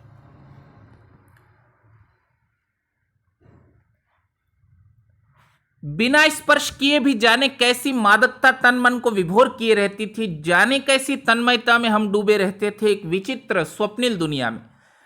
मैं कुछ बोलना भी नहीं चाहती, बोलना भी चाहती तो वह मेरे मुंह पर उंगली रखकर कहता, आत्मीयता की एक क्षण अनकहे रहने दो दीपा। एक कथन किसका है? पूछे जाने जैसा कथन है निशीथ का। आज भी हम मौन ही हैं, एक दूसरे के निकट ही हैं। क्या हम आत्मीयता के क्षणों में गुजर रहे हैं? नहीं। मैं अपनी सारी शक्ति लगाकर चीख पड़ना चाहती हूं, नहीं नहीं नहीं, पर काफी शिप करने के अतिरिक्त मैं कुछ नहीं कर पाती। मेरा ये विरोध हृदय की जाने कैसी अतल गहराइयों में डूब जाता है। निशीथ मुझे बिल नहीं देने देता।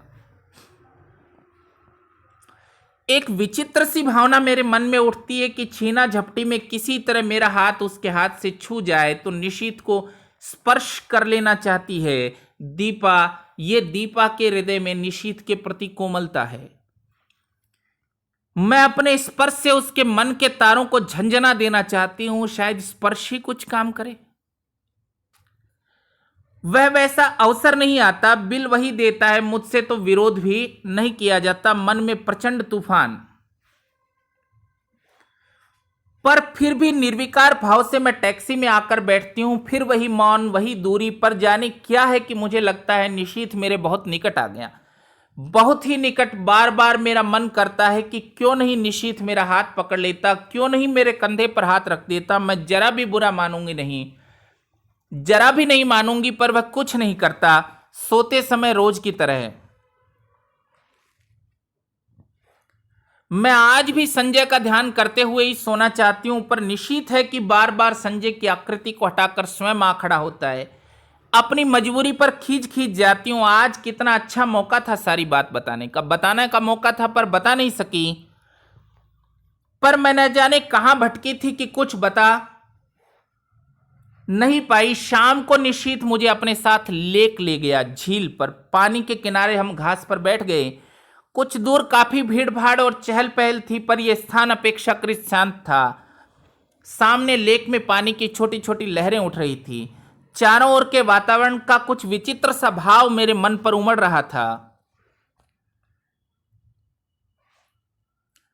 अब तो तुम यहां आ जाओगी मेरी ओर देखकर उसने कहा। हां, नौकरी करने के बाद क्या इरादा है? मैंने देखा उसकी आंखों में कुछ जानने की आतुरता फैली थी, शायद कुछ कहने की भी। वह मुझसे जानकर ही अपनी बात कहेगा। कुछ नहीं जाने क्यों मैं यह कह पाई, कुछ इरादा नहीं है। इरादा क्या है? संजय से विवाह करने का है। पर निशीथ को क्या उत्तर दिया है कि कुछ नहीं, कोई है जो मुझे कचोट डाल रहा है? क्यों नहीं मैं बता देती कि नौकरी के बाद मैं संजय से विवाह करूंगी।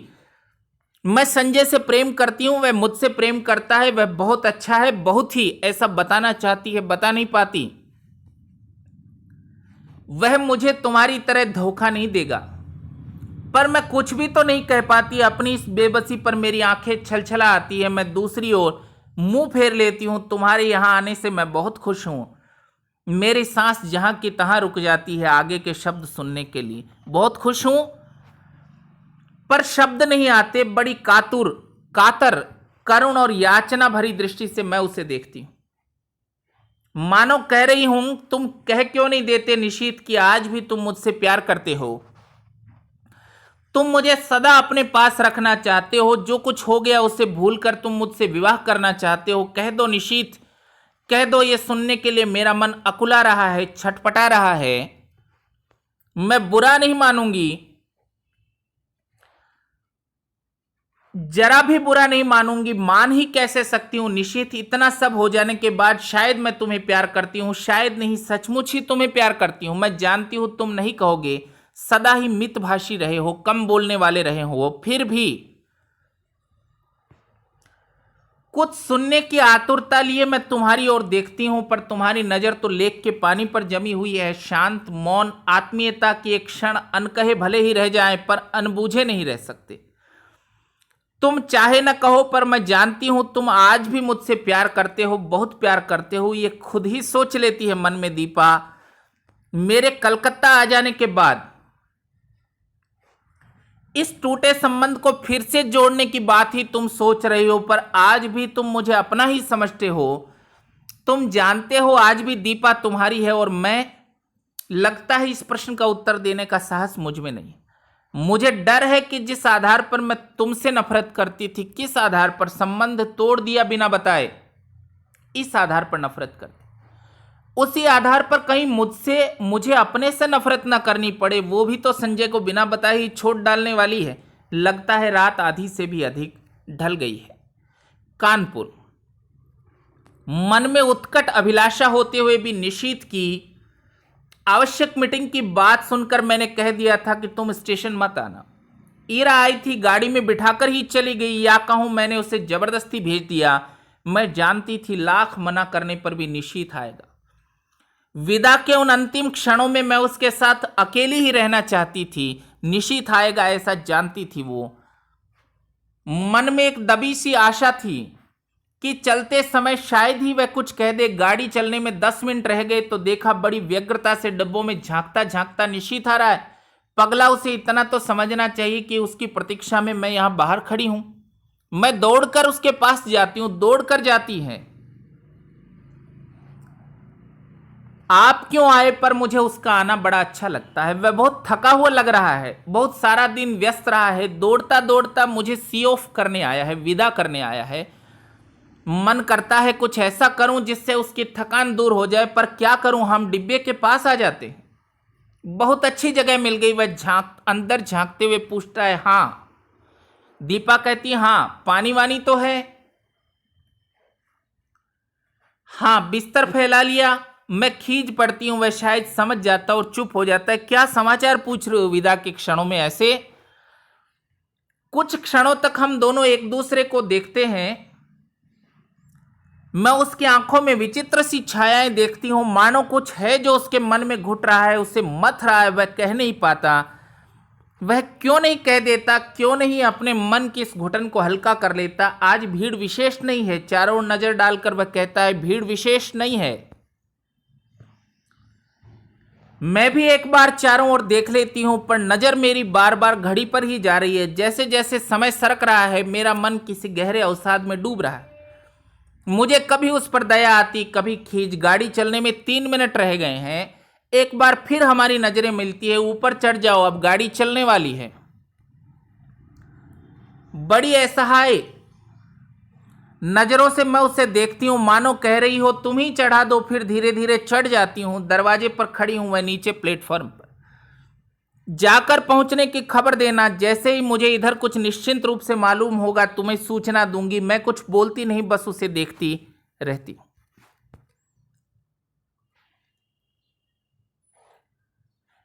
सीटी, हरी झंडी, फिर सीटी, आंखें छलछला आती है, गाड़ी एक झटके के साथ सरकने लगती है। वह गाड़ी के साथ कदम बढ़ाता है और मेरे हाथ पर धीरे से अपना हाथ रख देता है। मेरा रोम रोम सिहर उठता है, मन करता है चिल्ला पड़ूं। मैं सब समझ गई निशीथ, सब समझ गई। जो कुछ तुम इन 4 दिनों में नहीं कह पाए वह तुम्हारे क्षणिक स्पर्श ने कह दिया। विश्वास करो, यदि तुम मेरे हो तो मैं भी तुम्हारी हूं। शर्त देखिएगा, यदि तुम मेरे हो तो मैं भी तुम्हारी हूं। केवल तुम्हारी, एकमात्र तुम्हारी पर कुछ नहीं कह पाती। बस साथ चलते निशीथ को देखती भर रहती हूं। गाड़ी के गति पकड़ते ही वह हाथ को जरा दबाकर छोड़ देता है। मेरी छलछलाई आंखें मूंद जाती हैं। मुझे लगता है यह स्पर्श, यह क्षण ही सत्य है, बाकी सब झूठ है। देखिए, कहानी का शीर्षक है यही सच है। अपने को भूलने, भरमाने, छलने का असफल प्रयास है, बाकी सब झूठ है। बाकी सब क्या है भैया? संजय है बाकी सब। दीपा को लगता है संजय झूठ है। आंसू भरी आंखों से मैं प्लेटफॉर्म को पीछे छूटता देखती हूं। सारी आकृतियां धुंधली सी दिखाई देती है। असंख्य हिलते हुए हाथों के बीच निशीथ हाथों को, उस हाथ को जिसने मेरा हाथ पकड़ा था, ढूंढने का असफल प्रयास करती हूं। गाड़ी प्लेटफॉर्म को पार कर जाती है और दूर दूर तक कलकत्ता की जगमगाती बत्तियां दिखाई देती हैं। धीरे धीरे सब छूट जाती हैं। मुझे लगता है ये दैत्याकार ट्रेन मुझे घर से कहीं दूर ले जा रही है, अनदेखी अनजानी राहों में गुमराह करने के लिए, भटकाने के लिए। बोझिल मन से मैं बिस्तर पर लेट जाती हूं। आंख बंद करते ही मेरे सामने संजय का चित्र उभरता है। कानपुर जाकर उसे क्या कहूंगी? पहले सोचा था निशीथ को क्या कहूंगी, अब सोच रही है संजय को क्या कहूंगी। इतने दिनों तक उसे छलती रही हूं, अपने को छलती आई, पर अब नहीं। मैं उसे सारी बात समझा दूंगी। कहूंगी, संजय, जिस संबंध को टूटा हुआ जानकर मैं भूल चुकी थी, उसकी जड़ें हृदय की अतल गहराइयों में जमी हुई थी। इसका एहसास कलकत्ता में निशीथ से मिलकर हुआ। याद आता है तुम निशीथ को लेकर सदैव ही संदिग्ध रहते थे। तब तुम्हें मैं ईर्ष्यालु समझती थी, पर आज स्वीकार करती हूं कि तुम जीते मैं हारे। यह मानना संजय, 2.5 साल से मैं स्वयं भ्रम में थी और तुम्हें भी भ्रम में डाल रखा था। पर आज भ्रम के, छलना के सारे जाल छिन्न भिन्न हो गए। मैं आज भी निशीथ को प्यार करती हूं। यह जानने के बाद एक दिन भी तुम्हारे साथ और छल करने का दुस्साहस कैसे करूं? मुझे समझ आ गया है कि, पता चल गया है मैं निशीथ से प्रेम करती हूं तो तुम्हें धोखा नहीं दे सकती। आज पहली बार मैंने अपने संबंधों का विश्लेषण किया। जैसे सब कुछ स्पष्ट हो गया। जब मेरे सामने सब कुछ स्पष्ट हो गया तो तुमसे भी कुछ नहीं छिपाऊंगी। तुम्हारे सामने मैं चाहूं तो भी झूठ नहीं बोल सकती। आज लग रहा है तुम्हारे प्रति मेरे मन में जो भावना है वह प्यार की नहीं है, केवल कृतज्ञता की है। तुमने मुझे उस समय सहारा दिया जब मैं अपने पिता और निशीथ को खोकर चूर चूर हो रही थी। तो जो भावना है, लेखिका यानी दीपा को क्या लगता है कि मेरे मन में जो भावना है तुम्हारे लिए प्रेम की नहीं है, किसकी है? कृतज्ञता की। जब अपने पिता और निशीथ को खोकर मैं टूट रही थी, तुमने मुझे सहारा दिया। सारा संसार मुझे वीरान नजर आने लगा था। उस समय तुमने मुझे अपने स्नेहिल स्पर्श से जिला दिया। मेरा मुरझाया मन, मरा मन हरा हो गया। मैं कृतकृत्य हो उठी और समझने लगी कि मैं तुमसे प्यार करती हूं, पर प्यार की वे बेसुध घड़ियां, वे विभोर क्षण, तन्मयता के पल जहां शब्द चुक जाते हैं, हमारे जीवन में कभी नहीं आए। तुम ही बताओ, आए कभी? तुम्हारे असंख्य आलिंगनों और चुम्बनों के बीच एक क्षण के लिए भी तो मैंने कभी तन मन की सुध बिसरा देने वाली पुलक या मादकता का अनुभव नहीं किया। कभी किया ही नहीं। तुम्हारी आलिंगनों में मादकता का अनुभव तो शायद मैं तुमसे प्रेम नहीं करती। सोचती हूं निशीथ के चले जाने के बाद मेरे जीवन में एक विराट शून्यता आ गई, एक खोखलापन आ गया। तुम उसकी पूर्ति थे, तुम पूरक थे। मैं गलती से तुम्हें प्रियतम समझ बैठी, तुम तो पूरक थे। मुझे क्षमा कर दो संजय और लौट जाओ। तुम्हें मुझ जैसी अनेक दीपाएं मिल जाएंगी जो सचमुच ही तुम्हें प्रियतम की तरह प्यार करेंगी। पर आज एक बात अच्छी तरह जान गई हूं कि प्रथम प्रेम ही सच्चा प्रेम होता है। दीपा क्या सोचती है कि प्रथम प्रेम ही सच्चा प्रेम होता है, बाद में किया हुआ प्रेम तो अपने को भूलने भरमाने का प्रयास मात्र होता है। ये दीपा का विचार बन गया है। इसी तरह असंख्य बातें मेरे दिमाग में आती जो मैं संजय से कहूंगी, कह सकूंगी सब, लेकिन कहना तो होगा ही। अब उसके साथ मैं छल नहीं कर सकती। मन से किसी और की आराधना करके तन से उसकी होने का अभिनय करती रहूं, छी नहीं जानती यही सब सोचते सोचते मुझे कब नींद आई। देखिए, लौटकर अपना कमरा देखती हूं तो सब कुछ ज्यों का त्यों है, सिर्फ फूलदान में रजनीगंधा के फूल मुरझा गए। रजनीगंधा के फूल मुरझाना प्रतीक है संजय से दूर चले जाने का। कुछ फूल झरकर इधर उधर जमीन पर भी बिखर गए हैं। आगे बढ़ती हूं तो जमीन पर एक लिफाफा दिखाई देता है। संजय की लिखाई है। खोला तो छोटा सा पत्र था। दीपा, तुमने तो कलकत्ता जाकर कोई सूचना नहीं दी। मैं आज ऑफिस के काम से कटक जा रहा हूं।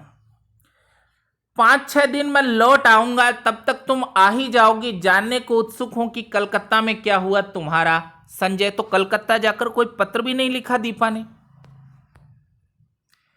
एक लंबा निश्वास निकल जाता है। लगता है एक बड़ा बोझ हट गया। इस अवधि में तो मैं अपने आप को तैयार कर लूंगी। नहा धोकर पहले मैं निशीथ को पत्र लिखती हूं। उसकी उपस्थिति से जो हिचक के होठ बंद हुए थे वह अपने आप टूट जाती। मैं स्पष्ट शब्दों में लिख देती हूं। चाहे उसने कुछ नहीं कहा, फिर भी मैं सब कुछ समझ गई। लिख देती हूं। साथ ही ये लिख देती हूं कि मैं उसकी उस हरकत से बहुत दुखी थी, बहुत नाराज भी, पर उसे देखते ही सारा क्रोध बह गया। इस अपनत्व में क्रोध भला टिक सकेगा? मैं लौटी हूं तब से न जाने कैसे रंगीनी और मादकता मेरी आंखों में छाई है। एक खूबसूरत लिफाफे में उसे बंद करके स्वयं पोस्ट करने जाती हूं। रात में सोती हूं तो अनायास मेरी नजर फूलदान पर जाती है। संजय का याद दिलाने वाला फूलदान। मैं करवट बदल कर सो जाती हूं, पर संजय के उस फूलदान की ओर वो देखना भी नहीं चाहती। देखिए, आज निशीथ को पत्र लिखे 5वां दिन है। 5 दिन हो गए पर निशीथ ने कोई जवाब नहीं दिया। मैं तो कल से ही उसके पत्र की राह देख रही थी, पर आज की भी दोनों डाकें निकल गई। न जाने कैसे सोना सोना अनमना अनमना लगता रहा सारा दिन। किसी भी काम में जी नहीं लगा। क्यों नहीं लौटती डाक से उत्तर दे दिया उसने। समझ में नहीं आता कैसे समय गुजारूं। पत्र वापस ही नहीं आया। मैं बाहर बालकनी पर खड़ी हो जाती हूं। एकाएक ख्याल आता है कि पिछले 2.5 सालों से करीब इसी समय यही खड़े होकर मैंने संजय की प्रतीक्षा की है। क्या आज मैं संजय की प्रतीक्षा कर रही हूं या निशीथ के पत्र की प्रतीक्षा कर रही हूं? शायद किसी के नहीं, क्योंकि मैं जानती हूं दोनों में से कोई नहीं आएगा। फिर निरुद्देश्य सी कमरे में लौट पड़ती हूं। शाम का सारा समय मुझे घर में नहीं काटा जाता। रोज ही तो संजय के साथ घूमने निकल जाया करती हूं। लगता है यहीं बैठे बैठे तो दम घुट जाएगा। कमरा बंद करके अपने को धकेलती सी सड़क पर आती हूं। शाम का धुंधलका मेरे मन के बोझ को और बढ़ा देता है। कहां जाऊं? लगता है जैसे मेरी राहें भटक गई, मंजिल खो गई। मैं स्वयं नहीं जानती आखिर मुझे जाना कहां है। फिर भी निरुद्देश्य सी चलती हूं, पर आखिर कब तक यूं भटकती रहूं? हार कर लौट पड़ती हूं। आते ही मेहता साहब की बच्ची तार का लिफाफा देती है। धड़कते दिल से उसे खोलती हूं। ईरा का तार था। नियुक्ति हो गई। बधाई, तो कलकत्ता की नौकरी मिल गई है। इतनी बड़ी खुशखबरी पाकर भी ऐसा क्या है जो खुश नहीं हो पा रही? मैं खुश क्यों नहीं हूं? यह खबर तो निशीथ भेजने वाला था। एकाएक मन में विचार आता है, क्या जो कुछ मैं सोच गई निरा भ्रम है, मात्र मेरी कल्पना?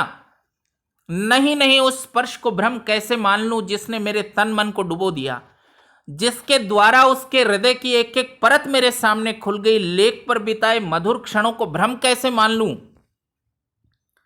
जहां उसका मौन ही मुखरित होकर सब कुछ कह गया था। आत्मीयता के वे अनकहे क्षण। फिर तो उसने पत्र क्यों नहीं लिखा? क्या कल उसका पत्र आएगा? क्या आज भी वही हिचक उसे रोके हुए? वो खुद से प्रश्न पूछती है। तभी सामने घंटी घड़ी टन टन करके 9 बजाती है। मैं देखती हूं संजय की लाई हुई। लगता है यह घड़ी घंटे सुना सुनाकर मुझे संजय की याद दिला रही है। फहराते ये हरे पर्दे, ये हरी रैक बुक, ये टेबल, ये फूलदान, सभी संजय के लाए। मेज पर रखा ये पेन उसने मुझे सालगिरह पर लाकर दिया था। अपनी चेतना के इन बिखरे सूत्रों को समेटकर मैं फिर पढ़ने का प्रयास करती हूं, पर पढ़ नहीं पाती। हार कर पलंग पर लेट जाती हूं। सामने के फूलदान का सूनापन मेरे मन के सूनेपन को और बढ़ा देता है। मैं कसकर आंख मूंद लेती हूं। एक बार फिर मेरी आंखों के आगे लेक का स्वच्छ नीला जल उभर आता है। फिर निशीथ की याद आती है, जिसमें छोटी छोटी लहरें उठ रही थी। इस जल की ओर देखते हुए निशीथ की आकृति उभर आती। वह लाख जल की ओर देखे, पर चेहरे पर अंकित उसके मन की हलचल को आज भी इतना दूर रहकर महसूस करती हूं। कुछ न कह पाने की मजबूरी, उसकी विवशता, उसकी घुटन आज भी मेरे सामने साकार होती है। धीरे धीरे लेक के पानी का विस्तार सिमटता है और एक छोटी सी राइटिंग टेबल में बदल जाता है। और देखती हूं हाथ में पेन लिए, दूसरे हाथ में उंगलियां बालों में उलझाए निशीथ बैठा है। वही मजबूरी, वही विवशता, वही घुटन लिए। तो निशीथ पत्र नहीं लिखता। क्यों नहीं लिखता? लेखिका सोचती है शायद वो मजबूर है, शायद विवश है, इसलिए नहीं लिखता। खुद को दिलासा देती है। वह कोशिश करता है पर उसका हाथ कांप कर रह जाता है। ये घुटन मेरा दम घोट कर रख देगी। मैं एकाएक ही आंखें खोलती हूं। वही फूलदान, वही मेज, घड़ी। आखिर निशीथ का पत्र आ गया। धड़कते दिल से मैंने पत्र खोला। इतना छोटा पत्र, प्रेम की कुछ बात उसमें लिखी है कि नहीं? इतना छोटा सा पत्र लिखा है। प्रिय दीपा, तुम अच्छी तरह पहुंच गई ये जानकर प्रसन्नता हुई। तुम्हें अपनी नियुक्ति का तार मिल ही गया होगा। मैंने कल ही ईरा जी को फोन करके सूचना दी थी। उन्होंने बताया था तार दे देंगी। ऑफिस की ओर से भी सूचना मिल जाएगी। सफलता के लिए मेरी हार्दिक बधाई स्वीकार करना। सच में बहुत खुश हूं। तुम्हें एक काम मिल गया, मेहनत सफल हो गई। शेष फिर शुभेच्छु निशीथ। तो प्रेम की कुछ बात लिखी है? जरा भी नहीं। बस धीरे धीरे पत्र के सारे शब्द आंखों के आगे लुप्त हो जाते हैं। रह जाता है केवल शेष फिर। और अभी उसके पास कुछ लिखने को शेष है। क्यों नहीं लिखा उसने अभी? क्या लिखेगा वह? दीप। मैं मुड़कर दरवाजे की ओर देखती हूं। रजनीगंधा के ढेर सारे फूल लिए मुस्कुराता सा संजय खड़ा है। एक क्षण में संज्ञा शून्य सी उसे देखती हूं, मानो पहचानने की कोशिश कर रही हूं। वह आगे बढ़ता है। मेरी खोई हुई चेतना लौट आती है। मैं विक्षिप्त सी दौड़कर उससे लिपट आती हूं। क्या हो गया तुम्हें? पागल हो गई क्या? तुम कहां चले गए थे संजय?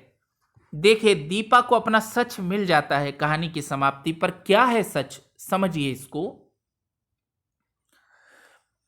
मेरा स्वर टूट जाता है। अनायास ही आंखों से आंसू बह जाते। क्या हो गया? कलकत्ता का काम नहीं मिला? मारो भी गोली इस काम को। तुम इतनी परेशान क्यों हो रही हो उसके लिए? वह मुझसे कुछ नहीं बोला जाता। बस मेरी बाहों की जकड़ कसती जाती है, कसती जाती है। रजनीगंधा की महक धीरे धीरे मेरे तन मन पर छा जाती है। तभी मैं अपने भाल पर संजय के अधरों का स्पर्श महसूस करती हूं। मुझे लगता है यह स्पर्श, ये सुख, ये क्षण ही सत्य है। वह सब झूठ था, मिथ्या था, भ्रम था। तो यही सच है। कहानी के अंत में दीपा को अपना सच मिल जाता है। उसका सच संजय है। निशीथ बस एक भ्रम था। और हम एक दूसरे के आलिंगन में बंधे रहते हैं, चुंबित, प्रतिचुंबित। प्रतिचुंबित चुंबन का जवाब चुंबन से दिया गया है। तो कहानी के अंत में लेखिका को सच मिल जाता है, दीपा को सच मिल जाता है, और सच है संजय। बड़ी मनोवैज्ञानिक प्रेम कथा है, प्रेम के द्वंद्व से गुजरती हुई कथा। आप सभी लोगों को बहुत बहुत धन्यवाद।